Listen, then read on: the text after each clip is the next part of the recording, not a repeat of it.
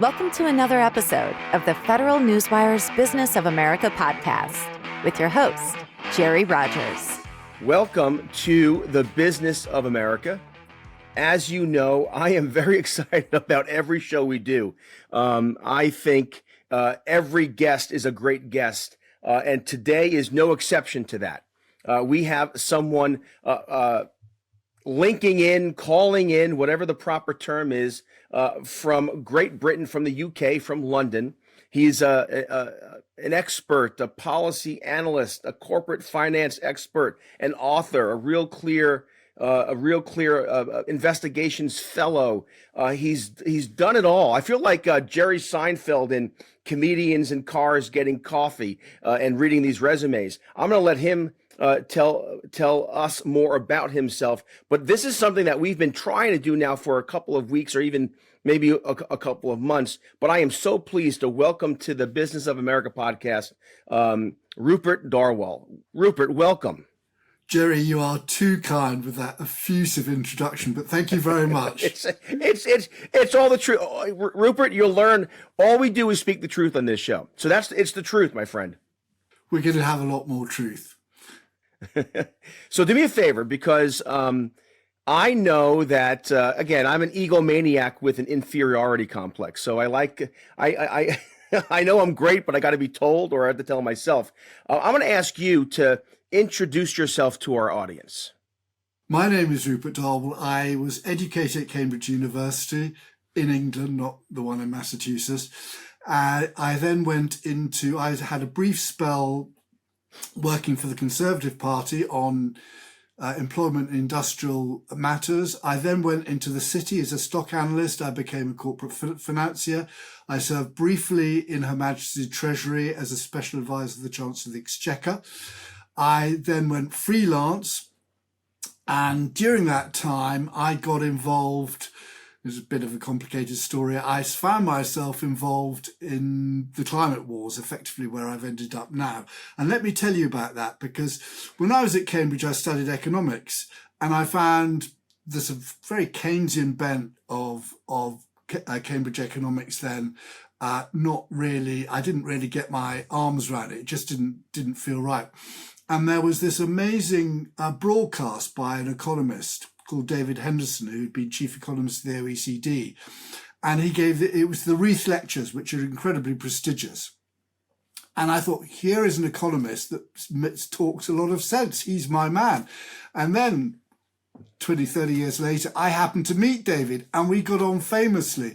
And David was actually, at that time, he was in conflict with the Intergovernmental Panel on Climate Change, which had seriously misrepresented the economics of climate change. And it was as a result of getting to know David that he basically induced me to, when I say induced, he provoked me, I should say, into writing a book on climate, which is how my first book, which was The Age of Global Warming, appeared, came out in 2013. As a result of that, I was approached by a gentleman from Sweden who said, I've been studying this topic, the whole issue of climate, for decades, since it all started. I can't remember how many shelf meters of books he said he had on the topic, but it was humongous. And he said, you've written the best book on all this, except being English, you've missed out the continental European dimension, the German dimension, and the Swedish dimension. And he said, come to my archive, take a look. So that's what I did. And as a result of that, out of that came my second book, Green Tyranny, which came out about 4 years later. So that's kind of how I got involved in all this. It was through the first book that I got to meet David Rosier, the publisher of Real Clear, and we got on very well, and he likes my stuff, and I love what Real Clear does. It is incredibly important. The whole formula is incredibly important in terms of putting both points of view up, because that's how one gets close to the truth. It's my very strong belief. So I've been part of the Real Clear Foundation now since late 2019, and plugging away, writing articles, doing research, producing reports, and I'm now writing onto my third book, which is called Age of Error. And let me assure you, Jerry, in this age, there are many errors. Well, you're correct about that. I got a kick out of your opening when you said that you met an economist who makes sense. Maybe I've met a few like that. Here's the thing.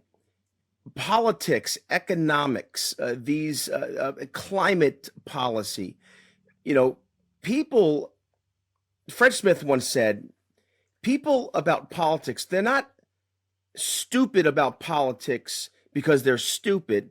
They're stupid because they're smart. And he didn't mean stupid as a negative term. What he meant by that was working people, entrepreneurs, moms and dads, coaches, others, pay attention to what and where they can make a difference.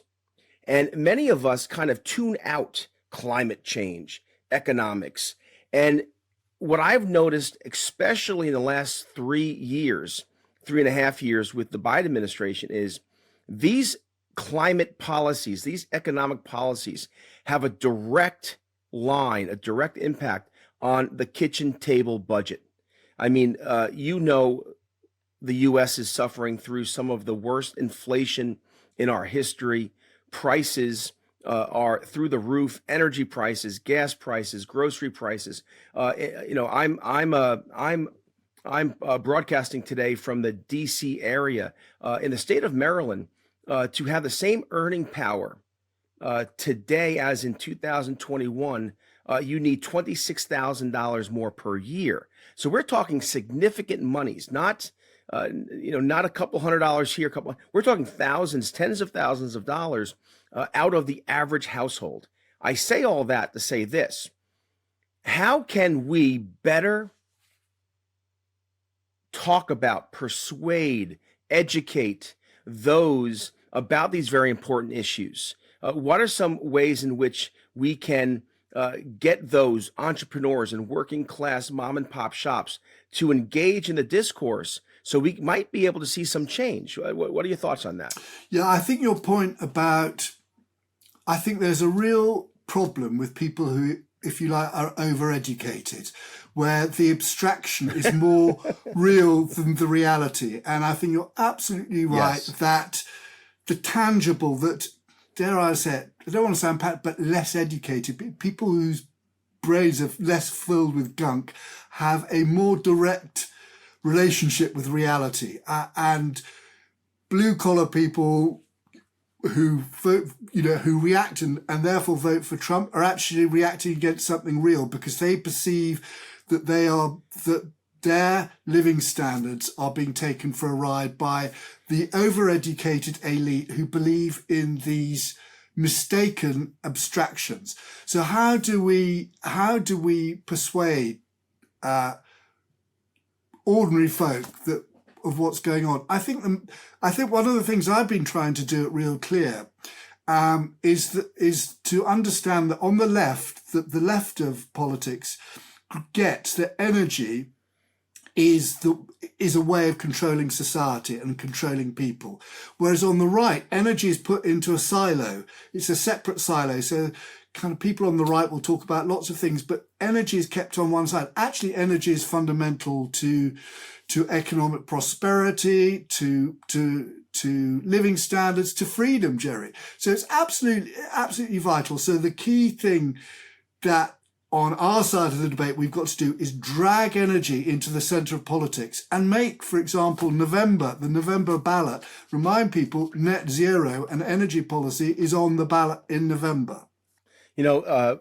Again, brilliant. And you're 100% correct.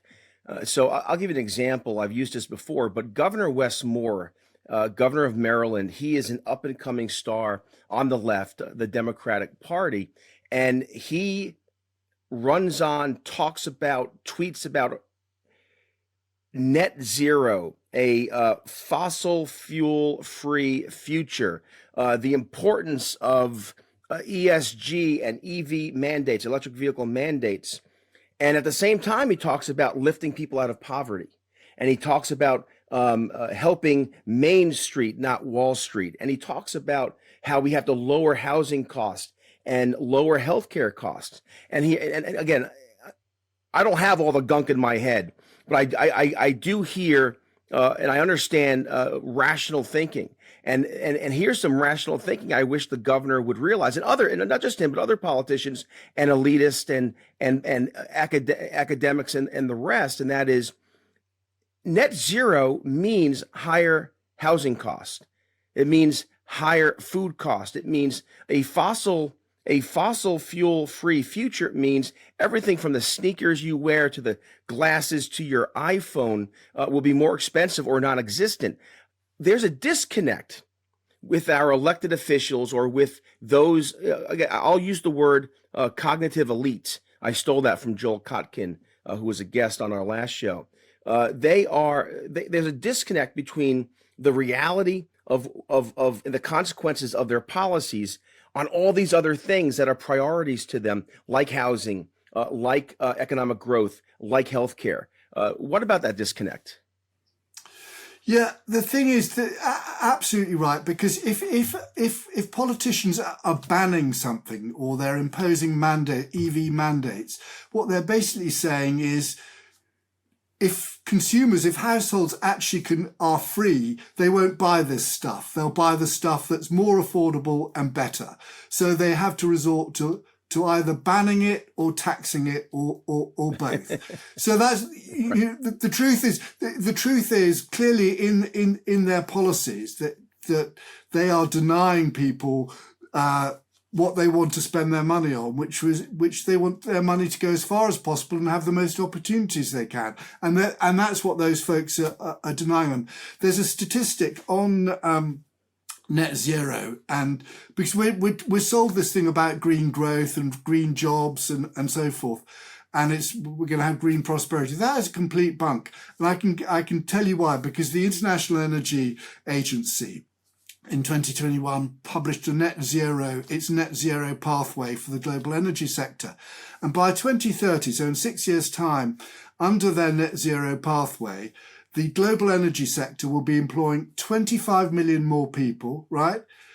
Using $16.5 trillion more capital, and using extra land the combined size of Texas and California for more wind and solar farms, and the combined land area of France and Mexico for more bio crops, right? To generate 7% less energy. So more inputs for fewer outputs means more cost. It means poverty.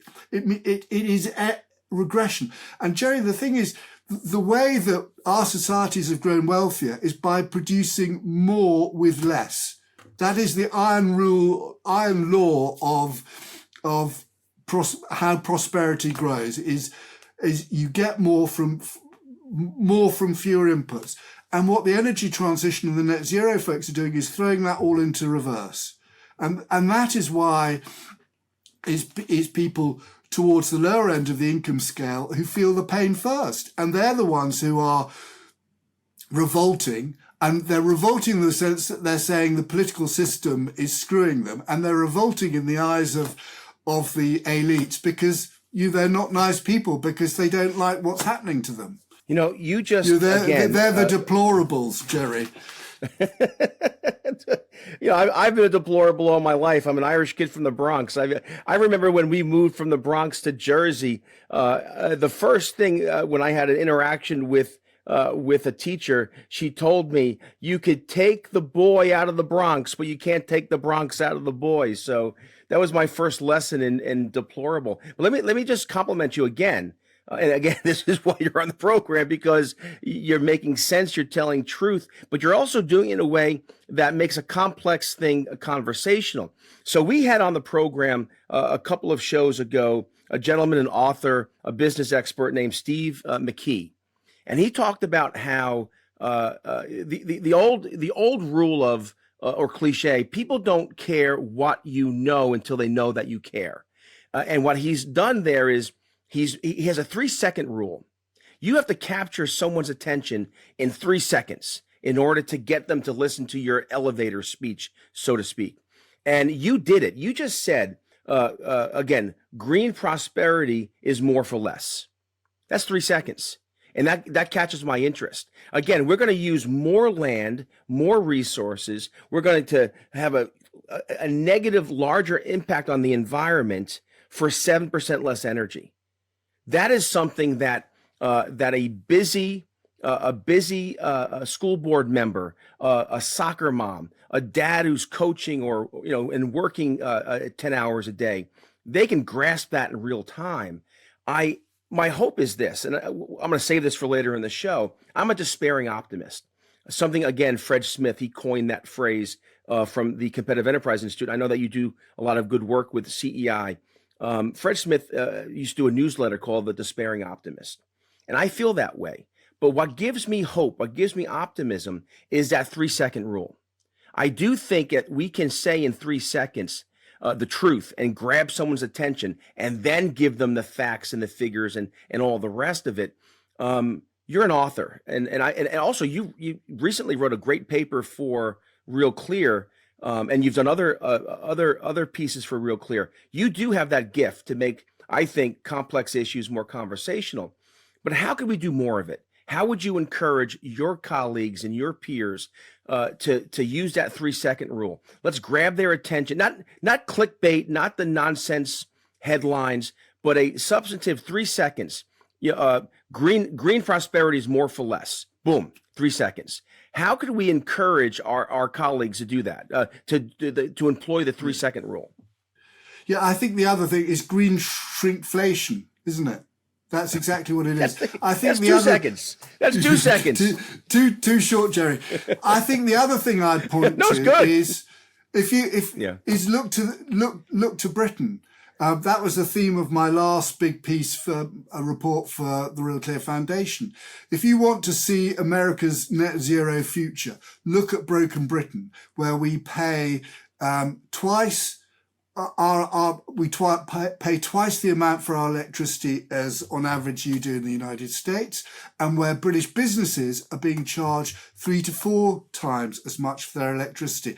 And look how Britain has had the worst its worst economic performance in terms of growth and particularly productivity since, get this, 1780. That's 4 years after the Declaration. 4 years after the Declaration of Independence. It's really, really bad. So all we got to do is look to Britain for the future. Actually, that's also a very good argument. I saw recently in the news that Germany is considering banning driving on the weekends in order to meet their net zero goals. I mean, so draconian measures. Look, in this country, AOC and some others on the left have talked about, the Green New Deal. And they made the mistake about, 16 months ago, 2 years ago, of putting in writing some of these Green New Deal ideas. And one was that if you're a family living in New York and you want to travel to Florida, well, you need to have social credit. You need to have the right net zero credit. Otherwise, you can't make that trip to see grandma in Florida. So again, I think that's another thing we have to let the entrepreneurial class, the working class understand, that this is not something that is theory. These things are happening now. I mean, let me ask you this, because I get pushback on my radio show about this and in my writings about this.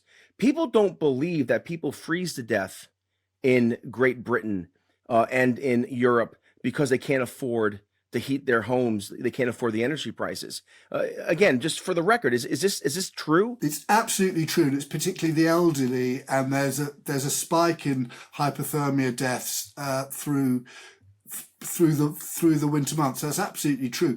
And what's even worse is that in their pursuit of net zero, the coalition government under David Cameron, which was 2010 to 2015, redefined their measure of energy poverty, right? So it excluded or minimized the impact of rising electricity costs, of rising energy costs. So what you have is they will stitch up in any way they can to minimize the bad effects on ordinary people of higher energy bills and higher energy costs. Well, this is again goes to the issue of censorship and the idea that the government will pick and choose the data to make its point. You know, you have in this country Joe Biden talking about how the economy is doing well. We have growth, we have jobs, and what they do is when they measure inflation, they take out things like energy cost or food cost. Look, inflation, they cook the books, so to speak. If we could keep the conversation to science and facts, we're okay. And what I mean by that is this: Meet the Press years ago made a decision that they would not have climate skeptics, those who are skeptical about whether or not man-made action is causing climate change, or if climate change, we should be thinking differently, could be natural factors also involved here. Chuck Todd decided that he would not have any contrarian thoughts or opinion on his show. And I thought at the time, and I still think this, I mean, that does nothing in terms of advancing good policy, good science, nothing to advance the public discourse. Are you seeing that? Are you seeing censorship issues when it comes to talking about environmental issues, climate issues, energy issues, and the rest? Yes, Jerry, very, very definitely. And the BBC, for example, basically will ban any people with dissenting views on climate. And there's a reason why the other side do that, because there was one occasion when you've heard of Steve Koonin, the great physicist who served as an undersecretary in the energy department in the Obama administration, and produced a book called Unsettled, which has done extremely well and demonstrates that the catastrophist narrative of climate change is complete baloney.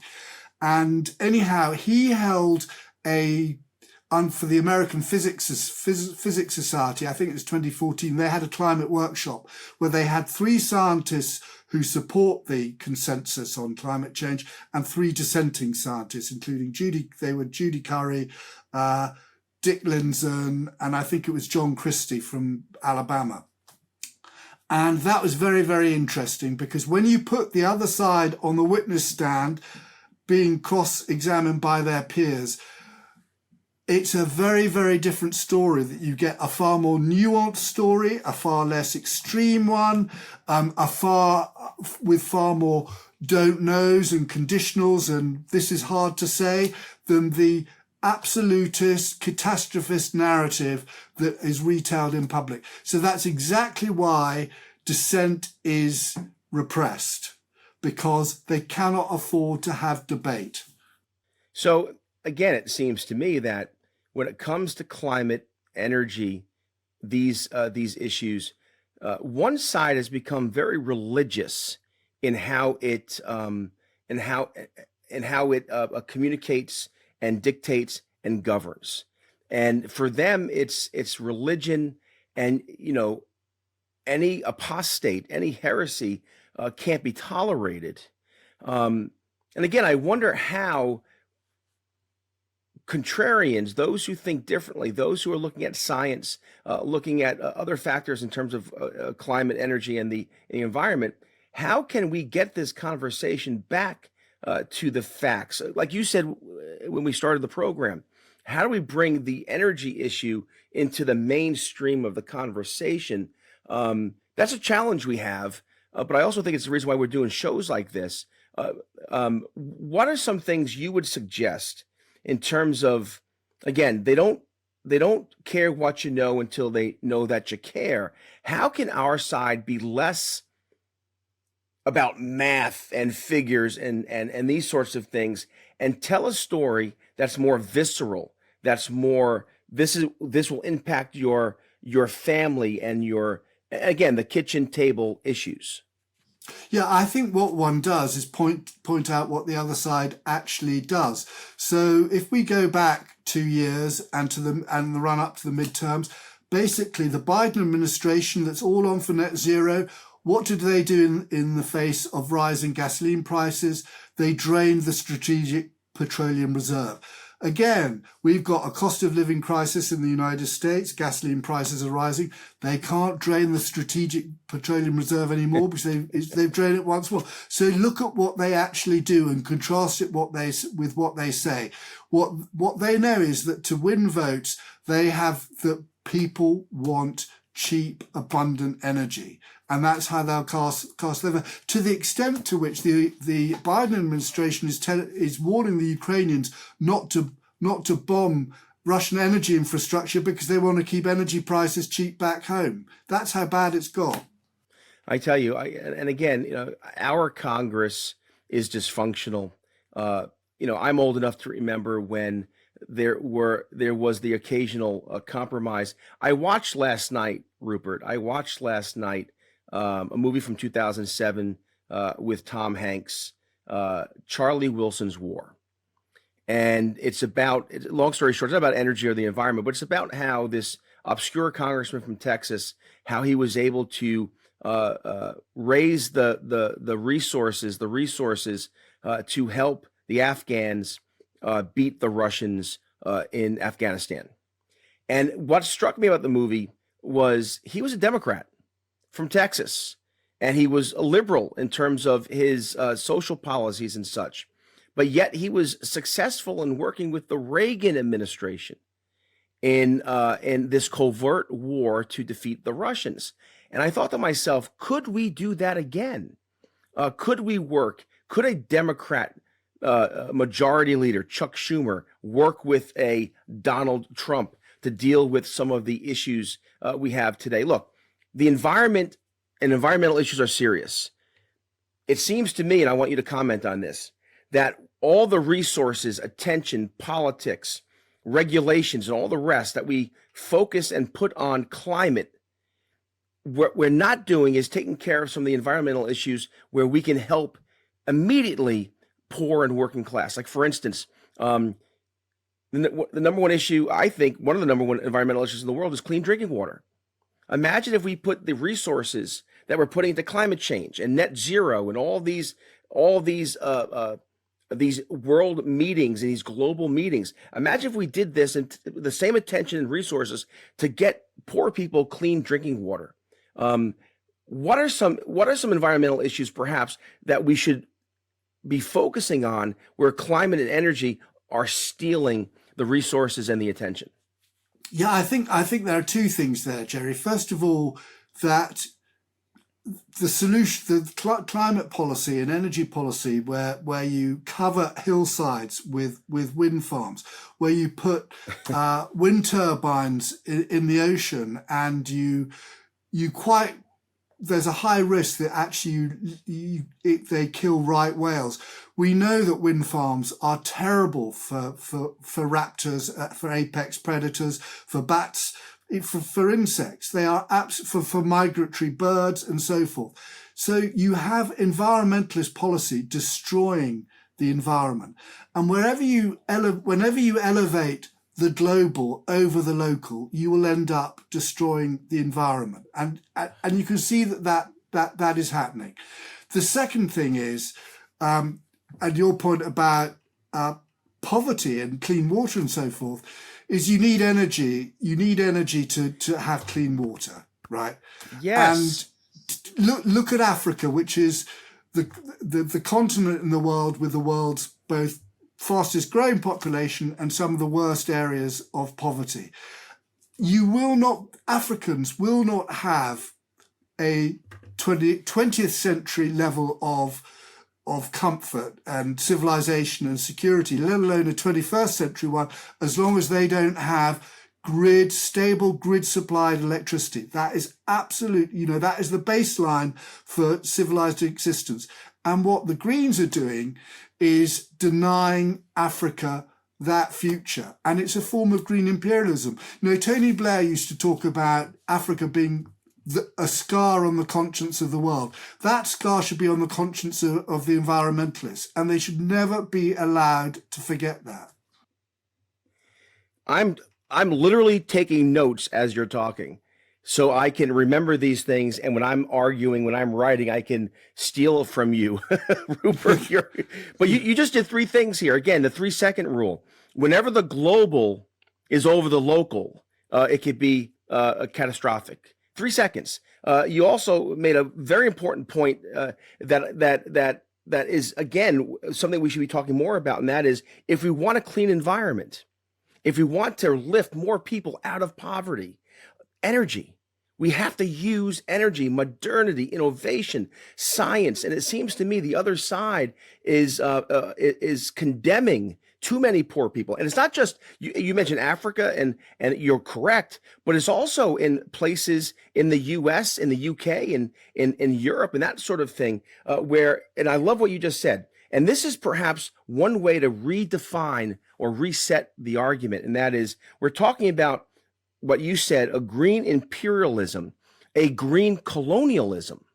You know, when the world elites come into Africa and Asia, this is a form of colonialism. And again, you know, the left loves that term when it's using it against their political opponents. Well, perhaps those who are contrarian, those who think differently, those who are pro-science, pro-energy, pro-modernity, pro-innovation, we should think about taking that argument and throwing it right back at them. This is something, again, that school kids understand. I was going through homework with my 9-year-old, and the question was, what was life like for Native Americans before the colonists showed up? And I thought to myself, I don't like how that's phrased, but regardless. But my point is, we're teaching about colonialism in schools. So, and again, why not use that term, and throw it back at the Greens? I want to ask you this. The future is energy. The future is innovation. That's just the truth. How do you see things playing out long term, but also more deeper into the future? I think that one dimension of this is, which we haven't talked about so far, is the geopolitical.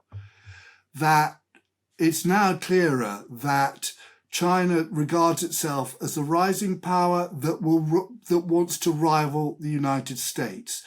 And given that those geopolitical tensions, you have to ask yourself, how is America going to compete with a China that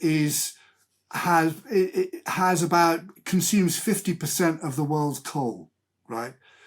It is a coal-based economy, so it has cheap energy. It's got access to a lot of cheap raw materials because it's got slave labor and so forth. How is America going to compete against that strategically when it's trying to do net zero? Net zero costs trillions and trillions of dollars. I mean, it doesn't work. I mean, that's the other thing. I mean, that's before you get to the question, is it actually workable? But all those trillions that are spent on decarbonizing the American economy, and incidentally, the United States under President Trump was a hydrocarbon superpower, was an energy superpower. That's the right way to go. You spend that trillions on decarbonization. Those trillions aren't being spent on rearming, in producing reconstituting your defense industries and reconstituting your armed forces. It's also not being invested in growth. So it's a double hit.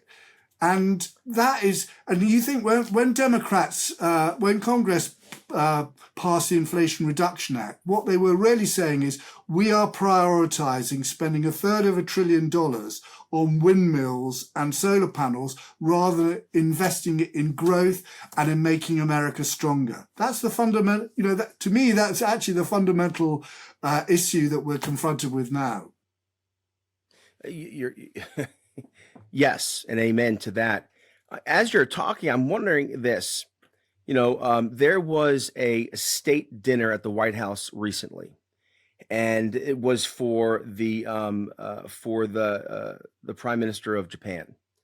And invited to this dinner was the CEO of Amazon, the CEO of Apple. And I was, again, struck by both of those individuals. Their companies are being sued by the Biden Justice Department for antitrust violations, and the rhetoric coming out of the Justice Department is harsh. And I'm thinking to myself, I would never want to have dinner with someone who's accusing me of the very worst actions. But yet Jeff Bezos shows up on the carpet, his wife or his partner dressed in a beautiful dress. And I thought to myself, look how phony it all is. You know, there's an army of attorneys, an army of lobbyists, an army of those who are going to deal with the antitrust suit. It keeps the elite class employed. It lets the government class do its thing, which, again, as you're talking, I'm thinking of how can we get back to innovation, modernity, putting poor people, working people, entrepreneurs first, when we have a corporate America that will not take a stand against blatant bad policy and policy that is not in their self-interest. And I know you've done some work on ESG, on this kind of investing, this environment, good governance investing. It's been a flop, hasn't it? It hasn't worked. Not for those who are investing their resources. But what do you make of corporate America and how it should be pushing back on the non-science, the religiosity of climate?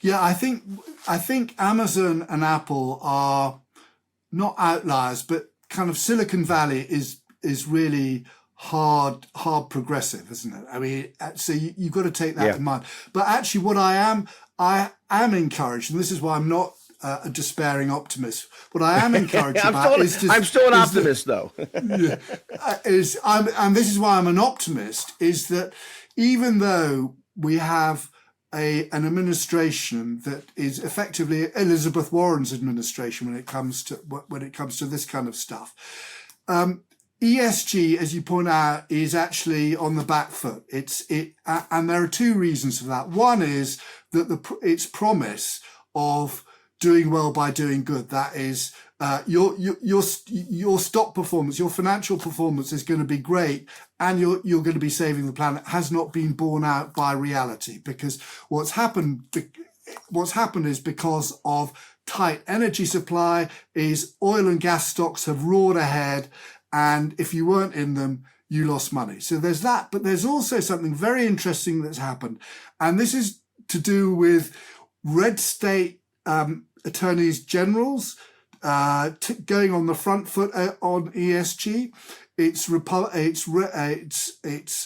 Republican lawyers like Robert Bork making the case that the ESG involves very big antitrust issues.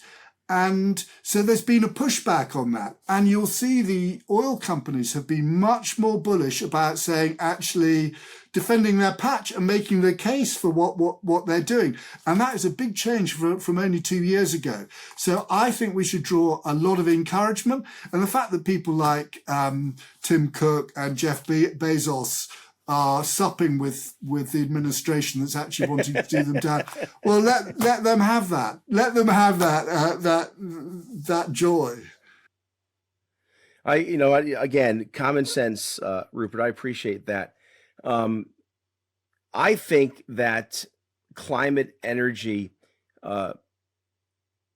might be, in terms of economic growth, wages, modernity, the future. I have 5 children.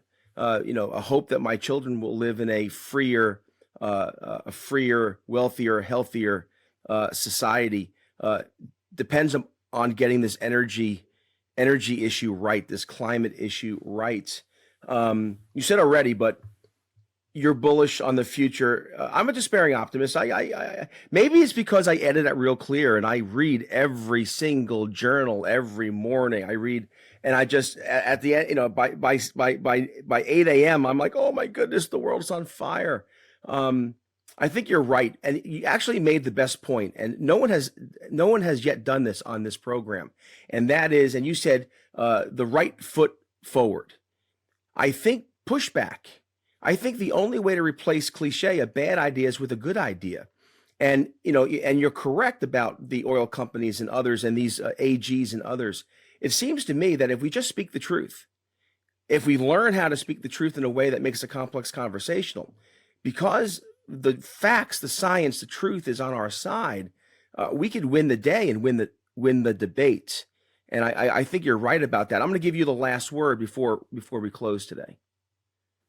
Yeah, I think a lot depends on what happens in November.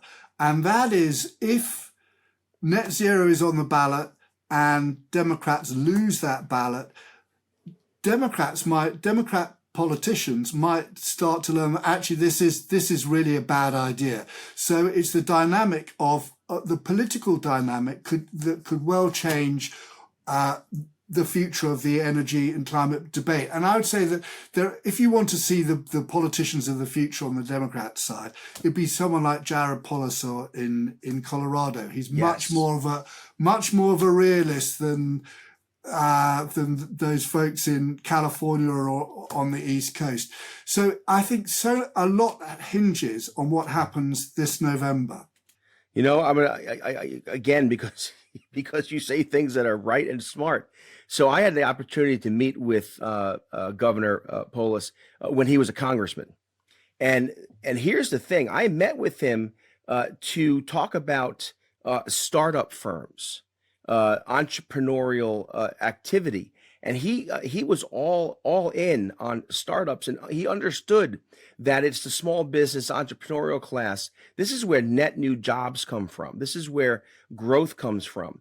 And in order to have this engine, so to speak, these doers to make America, to make UK, make capitalism work, free enterprise work, they need energy. You know, my little boy left the house today. My kids leave the house today. Have a glass of milk, have orange juice, have something to eat at lunch. He has baseball practice later. Very simple. If we want to be healthy physically, we have to fuel the body, fuel the machine. If we want to be healthy in terms of our economy and the kitchen table issues, we need fuel. Energy's the future. And the more energy, the brighter, the better the future. Jerry, you put it better than I could. I can leave the last word to you because you had it there. Oh, you're good for my inferiority complex. But anyway, Rupert, this has been one of our best shows.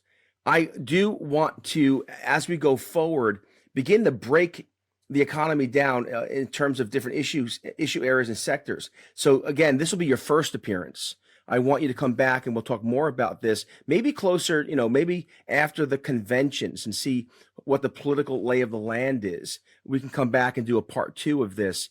We can't stop talking about it. We have to continue. So Rupert Darwall, thank you. God bless you. I appreciate you being on the Business of America. This has been the Federal Newswire's Business of America podcast, hosted by Jerry Rogers. Check out the Federal Newswire's family of websites, as well as their social media stream.